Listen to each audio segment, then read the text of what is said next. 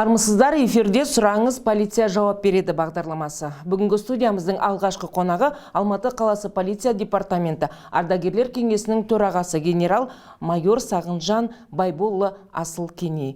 Қош келдіңіз. Рахмет. Менің бірінші сұрағым, жалпы ішкі істер органдарында ардагерлердің рөлі қандай?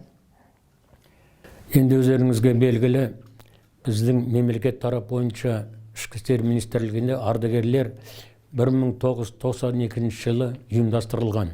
Содан бері міне 29 жыл болады. Мемлекет тарапында 40 мыңнан астам ардагер бар ішкі істер министрлігінің.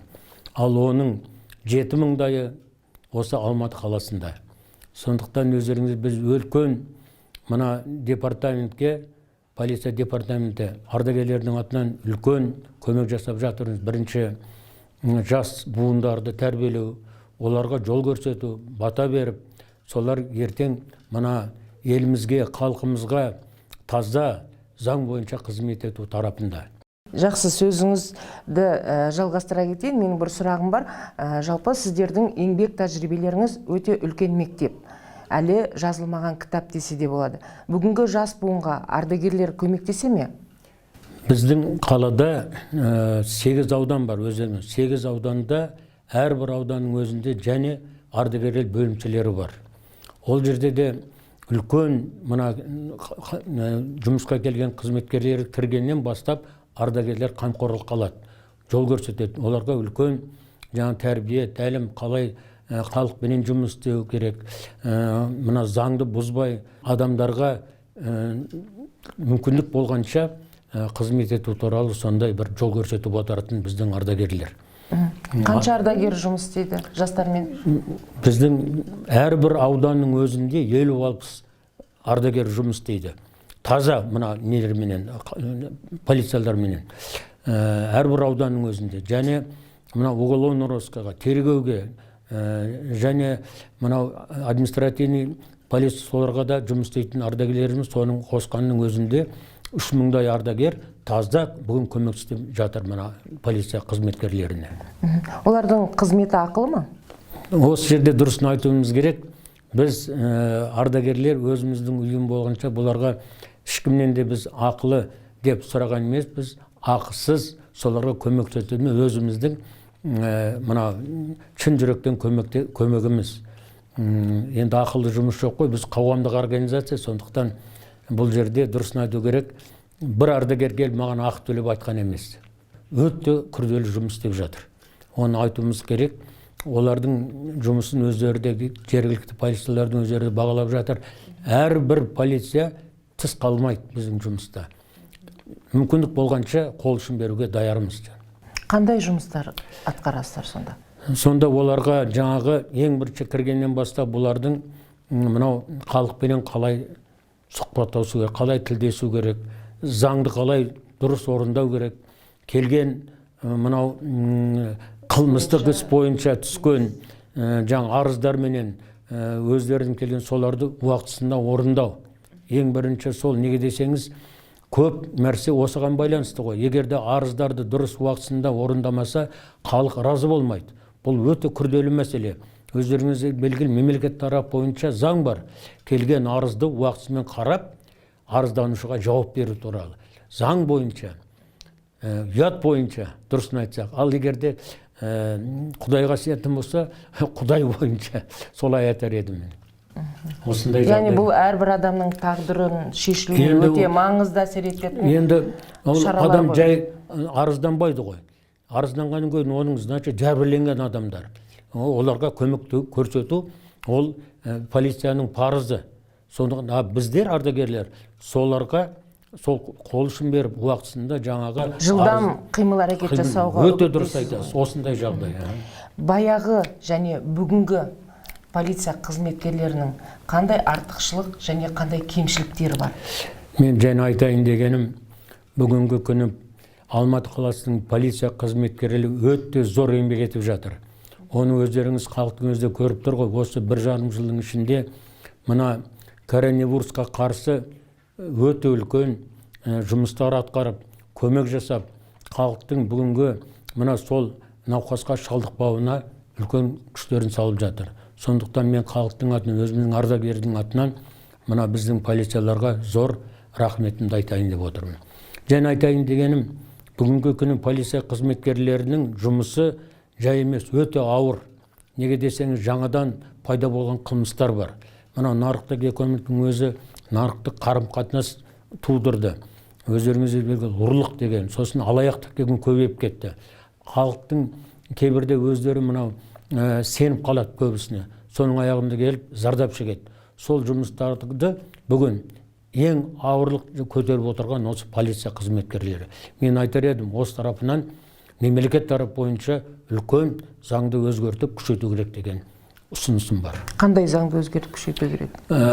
Санкцияны өзгерту керек. Ұрлыққа, сосын алаяқтыққа баратын адамдарға. Яғни қатайту керек заңды. Қатайту керек. Неге десеңіз, бұл жақсылық алып келмейді. Екінің бірін алдайды, шал кемпірлерді алдайды, мынау зейнеткерлерді алдайды. Енді мен бүгін айтар едім, бүгінгі министрімізде үлкен жұмыс жасап жатыр. Дұрысын айту керек. Техникалары мол, мүмкіндік бойынша келіп жатқан азаматтар бұрынғы емес, бәрінің жоғарғы білімдері бар. Ал енді біздің заманда, дұрысын айту керек, техника деген өте кішкене төмендеу болды. Қазір қарасам, әрбір аудандарда бір 15-20 автокөліктер тұрады. Соның бәрі жеделде көмектесіп отырса, ол күннен күнге жақса береді деген өзімнің ойым. Біздің заманмен қазір салыстырылмайды, қоғам өзгеріп кетті, саясат өзгерді. Қазір тәуелсіздік алғаннан кейін біздің өзімізде тәуелсіздік өзіміздің халқымыздың мынау алдыға қойған мақсатын орындаушы қызмет істеуіміз керек. Патриоттық сезімді өсіруіміз керек. Мен ойлаймын, қазір әрбір қызметкер мүмкіндік болса, әрбір адамға, әрбір азамат пен азаматшаларға қол ұшын беріп көмектесуі дайын бәріне. Бұрын сіздің енді мені қызықтыратын сауал, бұрын сіздерде іс кесу үшін, күдіктіні табу үшін, қылмысты ашу үшін көптеген жаяу жүріп, күндіз-түні жол жүріп іздедіңіздер, Ол бір жағдай. Жаңағы ол кісілердің қайда жатқан, мысалы қазіргі мобильді ақпараттық технологияның дамыған заманда бұрынғы полиция қызметкерлері мен қазіргі полиция қызметкерлерінің жұмысын салыстыру мүмкін емес деп ойлаймын. Және қылмыстың түрлері де өзгерген сияқты. Қалай ойлайсыз? Өте дұрыс айтасыз. Біріншіден, егерде салыстырсақ, бұл бұрынғы енді өткен заман ғой. Ол уақытта бізге мына милицияға бүкіл халық көмектеседі оған. Партия, комсомол, мынау әлгі добровольный народный общество дейді, даже комсомол, даже пионерге дейін көмектеседі оған. Қазір енді бұл тараптан кішкене ұтылып жатырмыз, бірақ техника жағынан, мына компьютер, телефон, іздеу мәселесінде бүгін әлде қайда алда полиция қызметкерлері. Ондар салыстыруға мүмкін емес. Бұрын бір тергеушіге бір кішкентай машинка болады ғой. 12-3 қатар отыратымыз. Қазір әрбірісінде компьютер машине бәрі дайын. Сондықтан мен ойлаймын, жұмыстары әлде қайда жеңілденді қазір полиция қызметкерлерінің. Қазақстан Республикасының полиция күніне орай бірнеше шара ұйымдастырып жатыр екенсіздер. Сол жайында айтып өтсеңіз. Енді біріншіден мынау келе жатқан полиция күні құтты болсын дегім келеді. Барлық қызметкерлерге, халқымызға осы күнді жақсылап қарсы алуға барлық мүмкіндігімізді ықпалымыз салақ деп отырмыз. 29 жыл болады полицияның құралғанына. Ешін дұрысын айтсақ, біздің мемлекеттің құралымен қатар ғой. Сонда да болса, айтайын дегенім, мынау қазір үлкен, мына Динамо стадионда үлкен дайындық жасалып жатыр. Сол жерде және мынау жас қызметтер келіп, соларды құрметтеп, алдыға тартып, бұрынғы өте жақсы қызмет істеп жатқан қызметкерлерге үлкен сыйлықтар беріп, оларды алдығалай стимулировать ету үшін үлкен біздің ардагерлердің атынан және мына Таймерден мырзаның атында үлкен ұйымдастыру мәселесі жүріп жатыр. Бұйырса, оны өздеріңіз алда көрерсіздер енді. Енді өзіңіз айттыңыз, ішкі істер саласында 55 жылдан бері еңбек етіп келе жатырсыз. Яғни сіздің осы ішкі істер саласына сіңірген еңбегіңіз зор, тәжірибеңіз мол. 55 жыл деген бұл жарты ғасырдан астам уақыт. Менің бір білгім келгені, осы экранның ар жағында отырған кішкентай жасөспірімдер ертең болашақта полиция қызметкері болғысы келеді. Полиция қызметкері болу үшін қандай мінез керек адамға? Не істеу керек осы балалар? Ертең сіз секілді генерал болғысы келеді.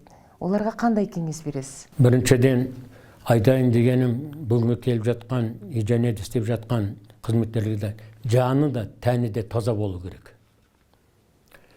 Бар алдаған мақсаты заң бойынша халқына қызмет ету. Егер ол заңды дұрыс енгізсе өмірге, халықта оны сыйлайды, халықта полицияны жақсы көреді. Сондықтан мен ойлаймын, келешекте мені дұрыс ұғар деп ойлаймын осы қызметкерлер. Бар мүмкіндік, жаны да, тәні де, жүрегі де таза болу керек. Сонда ғана ол мақсатына жетеді. Рахмет сұхбатыңызға, бүгін уақытыңызды бөліп, осындай кеңестеріңізбен бөліскеніңізге көп алғыс айтамыз. Әрине, сіздің бүгінгі берген сұхбатыңыз болашақ полиция қызметкері боламын деген жасөспірімге де пайдасы тиер деген үміттеміз. Келе жатқан мерекеңіз құтты болсын. Менің бар батам бүгінгі істеп жатқан қызметкерлерге де, мынау келешекте полиция қызметіне кіретіндерге бәріне ақ жол тілеймін. Осындай халық үшін, ел үшін қызмет етсін. Сіздер сұраңыз, полиция жауап береді бағдарламасын көрдіңіздер. Мен Жазира Бегалы, сіздермен қоштасамын. Келесі эфирде кездескенше сау болыңыздар.